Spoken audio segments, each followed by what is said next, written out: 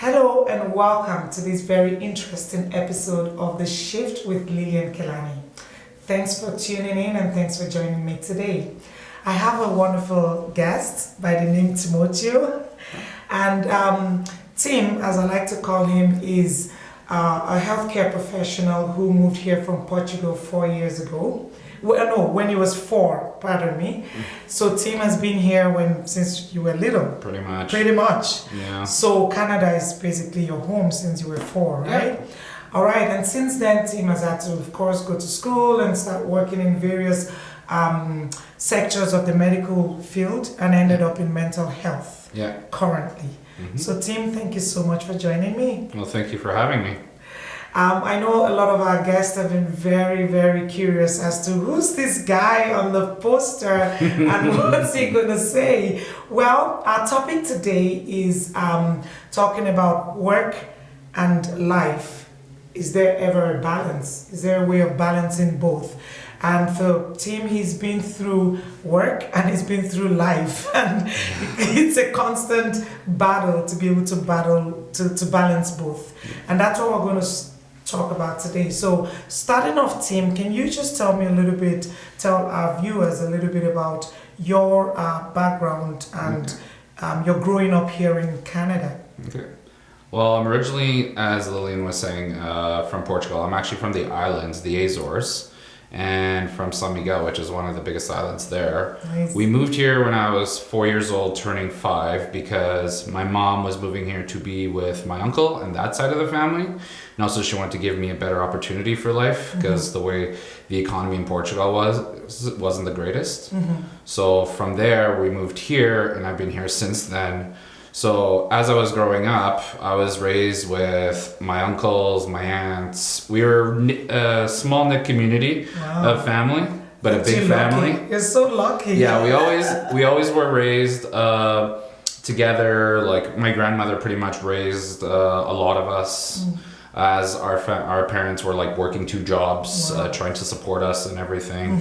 Then when I was 7, we moved to a different side of town, to the north side of Edmonton, because my mom was getting a job on that side of town, so we had to move over there. So I had to shift my whole life around. Right. And basically I went to a new school, had to start with new friends. But in our culture, our parents are taught to make sure the kids are dressed better than themselves, to show that they are being well taken care of. So because of that, and also I was an honor student, I worked very hard with my schooling. I'm an only child as well, so I was raised in the way where I just focused on my studies. So having the grades, having the dress and all that, I got bullied. Whoa! From basically grade 2 to grade 8, I was bullied like heavily all the time. It was never a day that I was never bullied. Wow. And so because you had that nerdy look, eh? I had the nerdy look. It wasn't a big thing back in the day. In the 90s, nerds weren't popular as they are now. Go nerds. Well, you still have that nerdy look with the glasses. Wow. Yeah. I'm dressing nice. Thank you. And that's so true. Like, since I've known Tim, he's always very sharply dressed, if you can say that. But you know, it's really, really disappointing to think that you'd have gone through all those years of bullying because of things that are good. Yeah. But the society did not accept it. And so you were bullied. And if you don't mind, can you tell us a little bit about some of the instances and how it impacted your life? Because we're talking about work and life here, right? Yeah. So from there, it impacted me where I started to like close myself off from people, my emotions. I became a not very emotional person, and being always, when I left school, coming home, only child, wasn't really anybody there to communicate with, because my parents were starting to go to the next job in the evening. So I was by myself. So only on weekends or like summertime, I'd be able to spend time with my cousins. That's who I spent majority of my time was with my cousins on the weekends. So that allowed me to relieve a little bit of the tension from the bullying, but I never really spoke to anybody about it. It wasn't until grade 8 where my mom started noticing something was wrong with me, and I wasn't really communicating much. I was having just emotional issues and stuff like that. So when she found out what was happening, she went straight to the principal and said, you need to nip this in the butt right now. And then my mom's that type of woman. Go, mommy. Yeah. And that happened, and then after that, people started becoming my friends and started seeing the other side of me, not just the stereotypic nerdy side, and also they looked beyond the looks. Okay. Beyond the outside and looked inwards. And then I started having friends from then on, and I was feeling better, starting to show my emotions again. And from there, I realized like I wanted to go somewhere with like medicine. I've always been a person to deal with like medical side of things and a profession. Yeah. I wanted to become a pediatrician at first, but that changed in my life because I got diagnosed when I was 17 with a blood disorder that's very rare.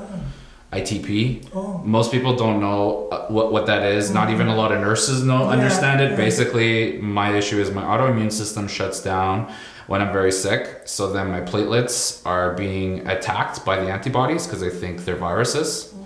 So I was at a point where I was like having like blackouts and like falling asleep in class, and they were trying to figure out what was going on with me. And then as my platelet count kept dropping and dropping and dropping, basically I was almost a hemophiliac condition of it. So working on that, my mom's like, you need to take care of your health first, don't worry about the schooling, you can finish that afterwards. So afterwards I was taking care of my health, taking care of my body and everything to make sure that I was equipped to go back to school. And when I was going back to school, I was actually at Center High taking some upgrading courses because I wasn't able to. I finished, but I didn't finish with high enough marks that I wanted to get into medicine. So that's when my whole perspective changed from becoming a pediatrician and seeing how it's going to take me at least 10 to 12 years to specialize. And I want to be creating an impact sooner than later. Exactly, yeah. So I switched over to going to EMS, paramedic side of things. As I was working, doing that and studying and taking courses at Center High, there was an EMS career pathways program that I was a part of for 2 years, which I learned a lot. I learned ways of dealing with time management, dealing with my own well-being, because we always even though we were in class, we always used physical as well. We had circuit training, all that kind of stuff, just to keep our mind and body balanced. Balance, okay, yeah. Yeah, and from there, then afterwards, I was doing the EMT, I was studying it and shadowing people. I didn't like their lifestyle. Unfortunately for myself, the people that I was shadowing, they didn't have a great lifestyle. There's a huge divorce rate in that environment. Then a friend of mine introduced me, because he was working at Alberta Hospital. And he's like, hey, do you want to work in mental health? Try something different. And I was like, okay, might as well. I'm young. It was 2006, 2007. Thank you. That's very nice of you. It's the skin. It's the Portuguese skin. It's a Portuguese thing, eh? Yeah, the skin. So from there, I started working in mental health at Alberta Hospital. And I was there. I've been doing mental health since 2007, pretty much. Okay. So thank you. That was very detailed. We're going to come back into the work part of things and the mental health. But one thing that I try to do on the Shyft is, as we talk about a topic or an issue, we kind of try and wrap it before we move on to the next one. So you talked about bullying, and I want to go back there because I find that a lot of people, of course, young people, for our younger viewers, if you're being bullied or you need to speak to someone. Do not think that nothing will happen. No one is going to do anything about it. Like you heard with Tim's case, his mom was able to go to the principal and nip it in the bud right away. So you need to do something. Speak with your parents, speak with somebody, a guardian, somebody that you trust. Because bullying does not stop just by wishing it away. And we know that a lot of people have died, committed suicide or died in so many other ways due to bullying. So you need to do something about it. There's also another type of bullying that I've experienced in the workplace, and I personally have experienced that. When I moved to Canada and I got here, I was working, and there was already a culture where I was working. So I came in as an outsider, and it's amazing where you come in, this is mental health. I was working in a mental health facility, and you think we would know better. But when you're working even in an environment, you're not immune to what's going on around there. So I know that every day for me going to work was painful. I was going because I had to pay my bills and I had to be there. But I was there, I was sad all the time.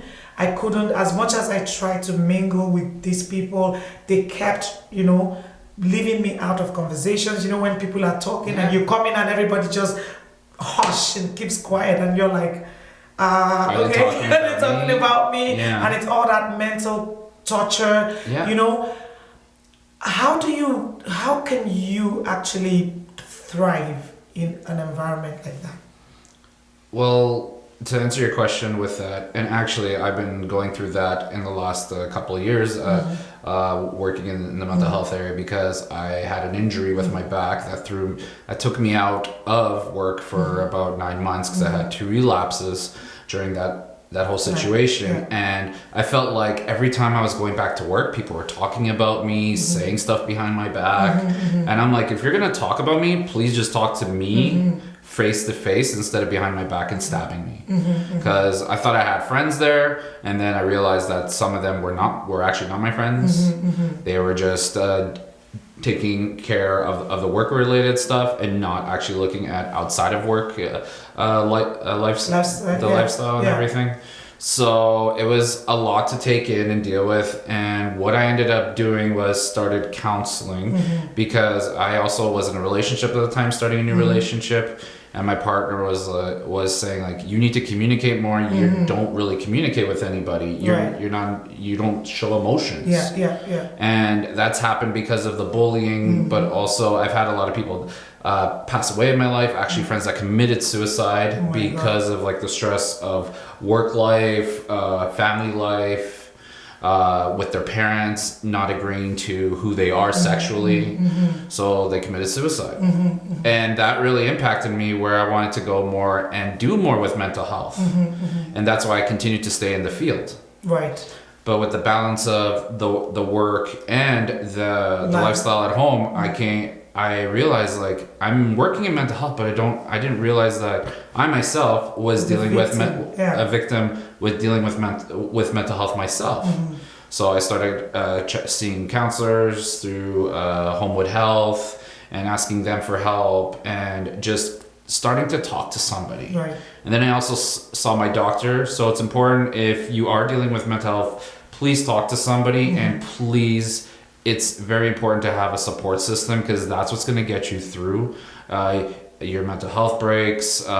If you're dealing with struggles with any kind of mental health, it's important to have a support system behind you, and especially with this day and age with social media and how nothing goes away if it's social media bullying. I've seen so much of that recently through my cousins who are a lot younger than me, and the bullying their friends are having through the social media. Just please have a support system there. It is really important. There's a lot of that out there, and people forget, and that's one thing we emphasize here on the Shyft, is you need to keep talking about it. That's why we're doing this. That's why I do this, because we, at some point in everyone's lifetime, we're going to be affected by mental health issues one way or another, either as a victim or a client yourself, or as a family or loved one of somebody going through that. So you cannot overemphasize the importance of talking about it. So please seek help, seek counsel. You're not in this together. So now let's go into work and life, right? So we're talking about being able to balance both. Right? Now, one thing that I've experienced, and you've just mentioned that as well, is this issue of when we work together, we believe we're friends. And I also made that terrible mistake, was that I got to work, we bring food together, we're potlucking, we're going out after work, we all believe we're friends, and we have statistics shows that when you have friends at work, you're more likely to stay longer at that job and actually to thrive, right? So it's not wrong to have friends at work, but I think it's important to know if you have friends and who they are. right? Because a lot of the time, people that you perceive as friends, it's when you have problems or something happens, you realize, whoa, this wasn't even my friend in the first place. So being able to balance both, in my opinion, means, as much as you want to be friends and you have friends, you need to leave some room for if things happen. Yeah. Leave room for surprises, okay? So life is going to happen. People are going to show themselves up. And then you need to have, like someone said, a shock absorber to be able to bounce back and have a support system, right? Okay, so now let's talk about when people get injured, for example. When you're off work for a while, what does that do to your mental health? Oh, it completely brings it down, where I was at a point where after my first injury with the back was, okay, I was going to physio, I was doing all the exercises that I need to do, I was following a routine, and I was going to Millard Health Center to work with them as well. Therapists, counselors, you name it, I was getting all that. And then when I had my other relapse, that started to bring me down, and then the second one put me into a deep dark place where I thought I'd never get out of. I was like, is this ever gonna end? Am I always gonna be going downhill instead of going uphill, which is what I want to do, is get better. But it kept getting worse and worse. So it put me in a state where I got more depressed, I got more upset, I even started thinking about harming myself again, or not wanting to be anywhere with anybody in any environment. I just wanted to isolate myself. So I sat in the dark and all I did was watch Netflix, honestly. I just kept to myself. I became a hermit again. I closed myself off from everybody in my life. Even my partner, my family, I didn't really say anything. And so how then did you come out of that? What helped? I spoke with somebody. I spoke with my partner's sister, and because she's a nurse at the U of A, and she communicated to me as like, you need to go talk to somebody again. You need to work on having a support system, and she was there for me. I didn't know who to talk to, because I would have talked to my partner, but I didn't know how to speak to him. So instead, I spoke to somebody outside of that circle. And it was able to help me to go get help. And actually, that's when I went to my doctor to see about getting some medication, just to see if that would help with the balance of the chemicals in my brain. And I've been trying so many different things. Some were actually causing me to feel really sick. Like I was in an intoxicated state, but I wasn't. It's like the not feeling well at all. Or I was having really vivid dreams where I was actually waking up and I was punching and kicking. So I bruised my partner a couple times, which I felt really bad about. And I was like, what is going on? Why is there still issues with my mental health? And I noticed, like, when I wasn't taking anything, any subtle little thing would trigger me and just snap me into a bad negative state. And then that would affect me at work too. Where if someone was coming up to me and communicating with me about something that I already knew about, and I knew I needed the task to have done, but they wanted me to do this, they wanted me to go this way, they wanted me to go in so many different directions, that would stress me out. So the way I deal with my stress is yell and get frustrated with somebody and create the counterattack on them. And so that, I think that kind of ties into the fact that even sometimes the people that are acting as maybe bullies or not nice people at work, sometimes it's because of what's happening outside of work. Right? So that's where you cannot really separate your work from your life, because they interact with each other. So you come into work, for example, at 8 o'clock or 7 o'clock or 9 o'clock in the morning, but you've had a very poor sleep the night before. Definitely you're going to be cranky, you're going to be anxious, you're going to have all those negative symptoms that do not help a good work environment. So now let's talk about why sleep is important to have a balance, a work-life balance.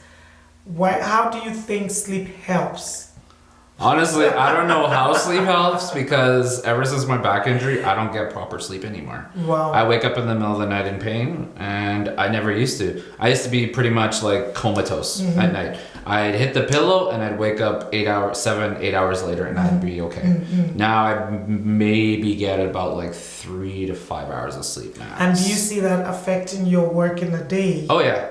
And your focus, your ability to focus at work and stuff like that? I over-focus at work sometimes because I'm on the adrenaline or the overdrive, like way past my sleep, deprived and a self, and just like, okay, I'm just working, but I'm just working at like autopilot phase pretty much, right? Where you're just doing just to try to get it done and then get out of there, right? And then you get home and you crash. Yeah, pretty much. Okay, so then we also know that in Canada or in anywhere in the world, people don't have just the one job. No. Because a lot of people are going from one job to another or from their job to their personal business. So for you, is it just work? Do you just have your regular work, or is there anything else that you do? I have work, but also now in the last little while, because money was a little tight and not knowing if I was going to have shifts at work, so I actually got an opportunity to work with one of my aunts who does private care. Right.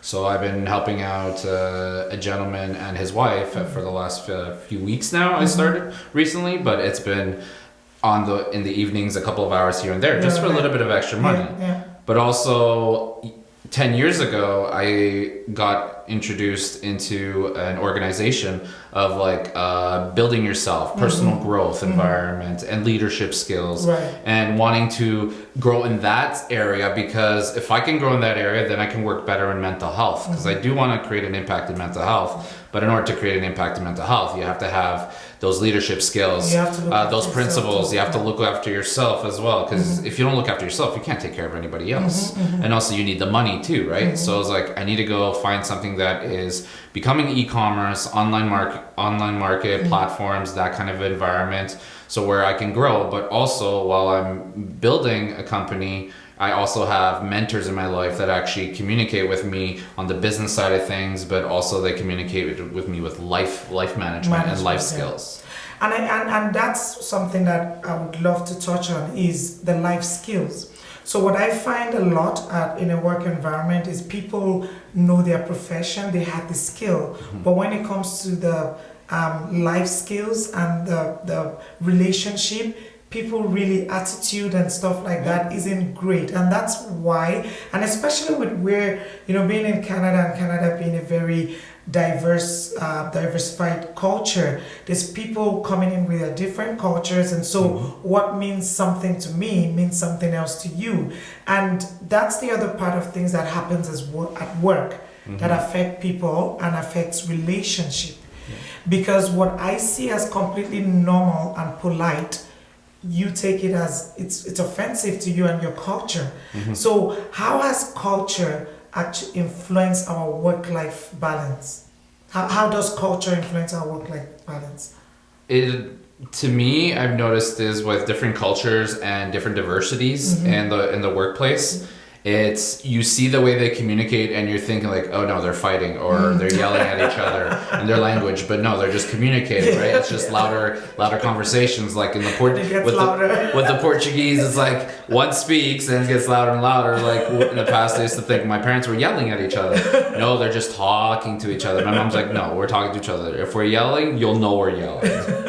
So just that environment. That's cultural thing. Right? Yeah, and with the culture, the thing is, we need to like understand that other people, they have different cultures. They were raised differently, their backgrounds, but the basic communication skills is similar. It's all similar. Like the smile is a good thing, or the body language, your posture, the way you communicate with somebody. There is those basic principles for communication, and then afterwards it diversifies based on the cultures. That's true. And I think sometimes too, to add to that, is you can't take it personal. No. It's not about you. I was reading a book by Tom Leader about healthcare, and he talks about it's not about us. Because a lot of times we think, someone is having a bad day, they're having a bad attitude, and unfortunately you happen to be in the line of fire. You're just collateral damage at that point. So it's good to ask the person what's going on. Yeah. You know, talk about it. Same thing, same principle. Communication. Talk about it. Ask the person, did I do something wrong? And then you'll be able to resolve that. One thing that I've noticed a lot in healthcare is compassion fatigue. So when we look after people all the time and we're taking on, you know, everything about them, you know, people come with their problems and we're taking it on. Yeah. Whether you're working in the healthcare or you're a customer service working in a retail store, you're taking on people's emotions and it's easy to get that compassion fatigue. How can you help yourself when you're always in the line of fire like that? In those compassion fatigue areas, what I've done to help grow myself and actually reading personal self-help books. Great one is that I've read is How to Win Friends and Influence People by Dale Carnegie. That is a great book just to start off with basic communication skills. Like a smile goes a long way. You can smile at somebody across the street and it just lit up their day. Yeah. And what's the book again? Say it again. So How to Win Friends and Influence People by Dale Carnegie. It's been known for one of the best communication books out there for the basic principles of the ladder skills for communication. Communication.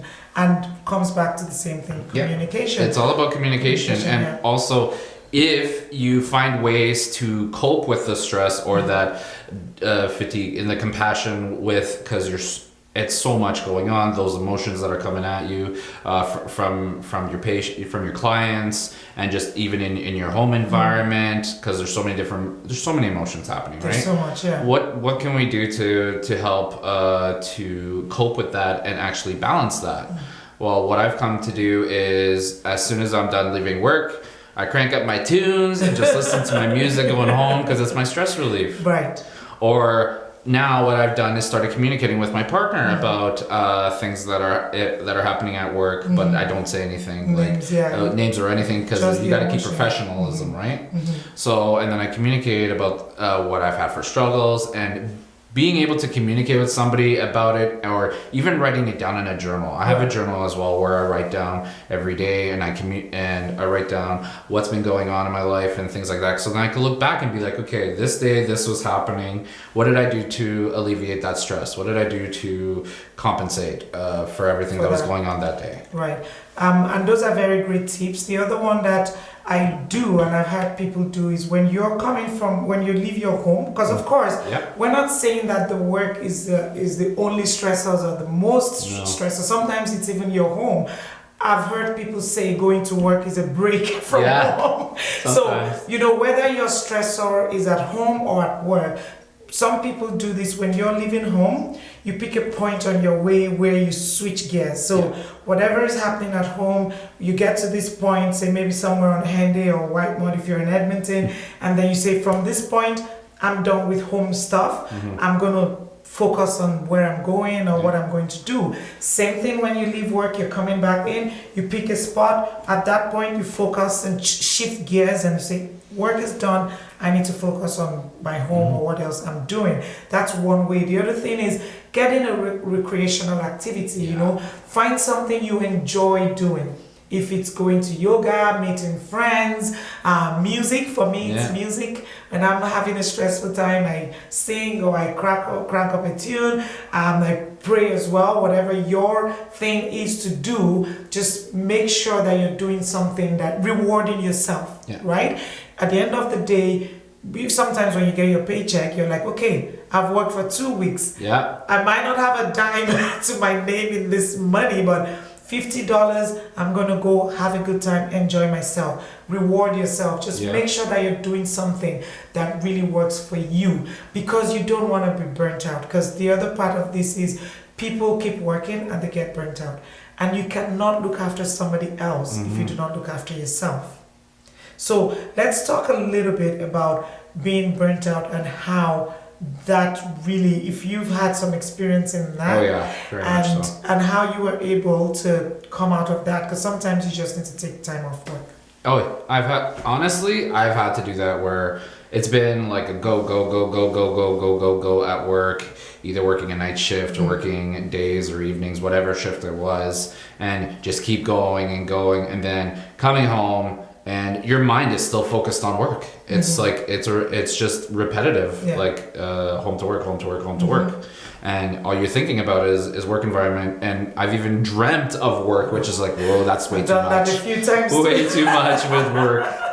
If you're dreaming about work, it's like, I think there's something there that needs to be taken care of, right? Because you're supposed to have good dreams, relaxing dreams to help you have that good sleep and the rest and everything. That's true. But what I've done with the burnt out is exercise is really good if you're burnt out, or finding someone to talk to, or even spiritually. Like what I've been doing when I've been burnt out is praying, and also I have a daily devotion now where I've been continuing on and being consistent in that, and that's helped out so much because I start off the day with my daily devotion. So then if I know it's going to be a stressful environment, at least I have him with me there to support me and to allow me to make those decisions. Be like, hey, do not go this way, you need to work into this area of your life. Well, thank you so much, Tim. Unfortunately, that's all we have time for. Okay. But please remember, viewers, we've talked about a lot of things today. And just to highlight, the main point is that the work and life will always interact with each other. You cannot separate one from the other. But you have to make sure that you communicate. Talk to someone if you're being bullied. Talk to someone if you're having issues at work. You can talk to your boss. If you can't talk to your boss, then talk to your family members or somebody who is in your corner. Remember that you're not alone in this. Do not get burnt out. Do not get yourself into a compassion fatigue. And if you are, know yourself and know when you've had enough. And know when to take time out and say, you know what, I need to look after myself. Remember that you're very important and you need to be well to be able to look after somebody else. So, Tim, thank you so much for joining me today. I really appreciate it. It was a pleasure. Thank you so much for having me. Thank you so much. Well, thanks for tuning into the Shyft on this segment. Remember to follow us on Facebook. Remember to subscribe to our YouTube channel and follow us on Instagram. Until I see you again, it's Lilian, and our website is www.theshyft.ca. Goodbye. Take care.